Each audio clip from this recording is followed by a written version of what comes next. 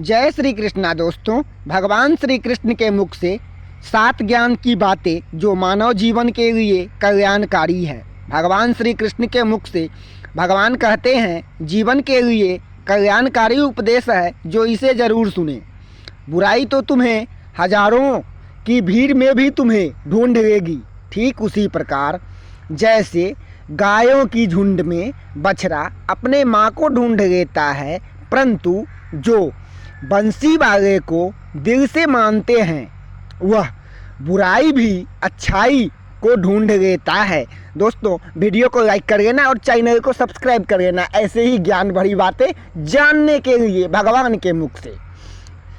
वह बुराई तो अच्छाई में भी ढूंढ लेता है। व्यक्ति को सदैव ही बुराई से बच करके रहना चाहिए।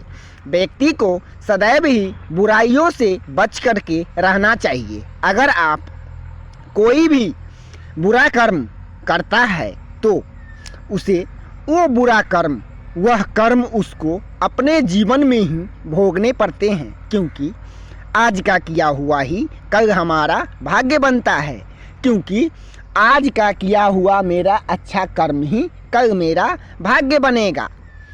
तो वो व्यक्ति कर्म से बच नहीं सकते, जो सदैव बुराइयों से बच करके रहना चाहिए। अगर कोई भी बुरा कर्म करता है तो वह कर्म उसको अपने जीवन में भोगना ही पड़ता है। जिस प्रकार बछिया झुंड में भी अपने माँ को ढूंढ लेती है, वैसे ही कर्म अपने कर्ता को लाखों के भीड़ में भी ढूंढ लेती ही है। इसलिए बुरे कर्म नहीं करने चाहिए, अच्छे कर्म करें। इसलिए जो आज का मेरा किया हुआ कर्म ही कल हमारे भाग्य बनते हैं। भगवान श्री कृष्ण के मुख से भगवान कहते हैं जो ये उपदेश मानव जीवन के लिए कल्याणकारी और सिद्ध उपदेश है। दूसरा ज्ञान की बातें जो जरूर सुने। माधव कहते हैं किसी भी जीव को कष्ट दे करके आप मुझे खुश नहीं कर सकते हो। भगवान श्री कृष्ण कहते हैं जो संसार के किसी भी जीव को कष्ट पहुंचा करके तो तुम मुझे सुखी नहीं कर सकते हो। श्री कृष्ण जगत के स्वामी हैं, वह कण कण में निवास करते हैं। भगवान तो जगत के स्वामी हैं, सब संसार सब तो उन्हीं का है। तो भगवान तो घट घट वासी हैं, भगवान तो सभी जीव के अंदर हैं। श्री कृष्ण जगत के स्वामी हैं, वह कण कण में निवास करते हैं। छोटे से छोटे जीव के हृदय में भी ईश्वर का वास होता है। भगवान श्री कृष्ण तो छोटे से छोटे जीव के हृदय में वास करते हैं।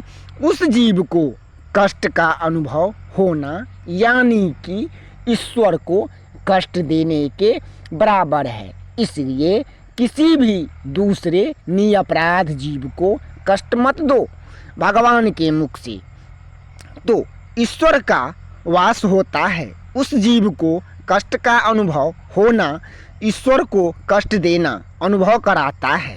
अर्थात किसी भी जीव को कष्ट दे करके अपने इष्ट देव अपने ईश्वर को खुश नहीं कर सकते हैं, क्योंकि किसी भी दूसरे जीव को आप दुख दे करके और अपने इष्ट देव अपने ईश्वर को आप खुश नहीं कर सकते हैं, क्योंकि दूसरे को कष्ट देना ये सबसे बड़ा अपराध है। दूसरे निरपराध को कष्ट देना ये बहुत बड़ा अपराध है। अपने ईश्वर को खुश कैसे देख सकते हैं? भगवान के मुख से भगवान कहते हैं जो ये उपदेश मानव जीवन के लिए कल्याणकारी और सिद्ध उपदेश है। तीसरा ज्ञान की बातें जो ज्ञान भरी बातें जो मनुष्य के लिए कल्याणकारी उपदेश है, इसे जरूर सुने। वह दिन मत दिखाना कान्हा कि हमें खुद पर गरूर हो जाए। वह दिन मुझे मत दिखाना कान्हा जिस दिन मुझे खुद पर गरूर हो जाए। अपने दिल में इस तरह की जीवन सफल हो जाए। बस इस तरह रखना कान्हा जो हम मेरा मन मेरा दिल तुम्हारे में लगा रहे, जो मेरा जीवन सफल हो जाए, मेरा मानव जन्म लेना सफल हो जाए। जो कृष्ण का दास हो जाता है वह अपने आराध्य से ऐसे ही दिन दिखाने की कामना करते हैं जिससे उनमें कभी भी गरूर नहीं आते हैं, यानी कि कभी भी उन जीव के अंदर घमंड नहीं आते हैं, कभी भी उन्हें ये अपने आप पर घमंड नहीं होता। वह तो अपने कृष्ण का सेवक बन करके ही जीवन सफल बनाना चाहते हैं। वह व्यक्ति तो श्री कृष्ण जी का दास रह करके भगवान की सेवा करते हुए भगवान के चरण में ही अपना पूरा जीवन बिताना चाहते हैं। यह भी पढ़े, यह भी जरूर सुने। भगवान के मुख से जो मानव जीवन के लिए कल्याणकारी उपदेश है, यह भी उपदेश जरूर सुने। भगवान के मुख से भगवान कहते हैं जो माँ लक्ष्मी जी और भगवान क्षीर सागर में शयन कर रहे थे, ये बात उस समय की है जो भगवान अपने आपस में माता लक्ष्मी जी से कर रहे थे। वो यही बात है, जो हुआ वह अच्छा हुआ, जो होगा वह भी अच्छा होगा, स्वयं को मुझ पर छोड़ दो। भगवान श्री कृष्ण कहते हैं जो तुम अपने आप को मुझे दे दो, स्वयं को मुझ पर छोड़ दो, अपने कर्म पर ध्यान दो। कर्म ऐसा जो निस्वार्थ रहित पाप रहित हो। श्री कृष्ण अपने भक्तों को कर्म का मार्ग दिखाना चाहते हैं। कहते हैं जो अपने समाज के प्रति और मानव कल्याण के प्रति केंद्रित करते हुए कर्म करो और करते हुए बुरे कर्म मत करो और बाकी फल की चिंता मत करो, क्योंकि ये फल तो तुम्हारे हाथ में ही नहीं है।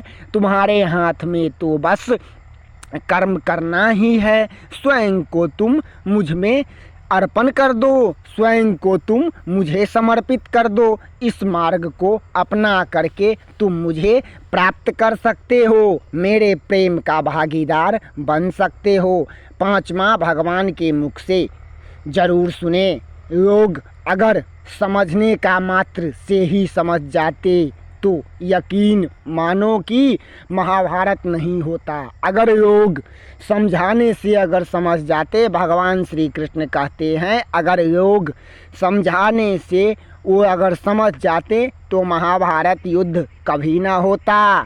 जो दूसरे लोग को कष्ट पहुंचा करके और स्वयं को खुशी रहना चाहते हैं वह कठोर से ही मानते हैं। उनको समझाने के लिए कठोर व्यवहार करना ही पड़ता है, कठोर व्यवहार करना आवश्यक हो जाता है। भगवान कहते हैं जो छठा भगवान के मुख से ये छठा ज्ञान की बातें जो जरूर सुने, जो ये भगवान के मुख से है मानव जीवन के लिए कल्याणकारी बातें हैं। जो भगवान कहते हैं अपने मन को केंद्रित करो, वह स्वयं का धीरे धीरे शत्रु बन जाता है। मनुष्य का मन सदैव ही चंचल रहा है। इस मन की चंचलता ने मनुष्य को पथ भ्रष्ट कर देता है तथा मार्ग से विचलित करने में कोई भी कसर नहीं छोड़ता है।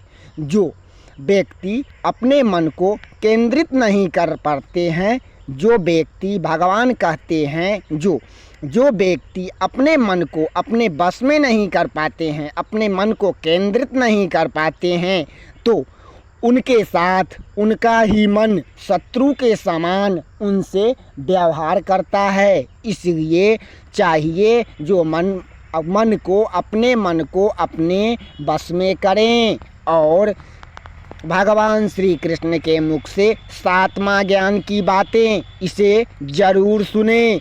ज़्यादा हंसने और बोलने वाले व्यक्ति अगर चुप हो जाए, जो व्यक्ति, भगवान कहते हैं, जो व्यक्ति ज़्यादा हंस रहा है और ज़्यादा बोल रहा है और वो व्यक्ति अगर मान लीजिए जो चुप हो जाए, तो आप ये मान लेना है कि वह उसके भीतर से ही दिल टूट गया है। जो व्यक्ति सदैव हंसता है और बोलता रहे और वो व्यक्ति अगर कभी सदैव चुप हो जाए और न हंसे और न बोले, तो क्या समझना चाहिए? भगवान कहते हैं तो ये समझना चाहिए जो उस व्यक्ति का दिल टूट गया है, वह अंदर से बहुत ही कमज़ोर हो चुका है। किसी दूसरे ने उसे कष्ट पहुंचाया है, उसका दिल तोड़ दिया है। जय श्री कृष्णा दोस्तों। भगवान के मुख से 7 ज्ञान की बातें हैं जो सुने हैं और ये मानव जीवन के लिए कल्याणकारी और सिद्धोपदेश है। दोस्तों, ऐसे ही ज्ञान भरी बातें जानने के लिए भगवान के मुख से वीडियो को लाइक कर लीजिएगा और चैनल को सब्सक्राइब कर लीजिएगा और दोस्तों में शेयर करना नहीं भूलिएगा, क्योंकि ज्ञान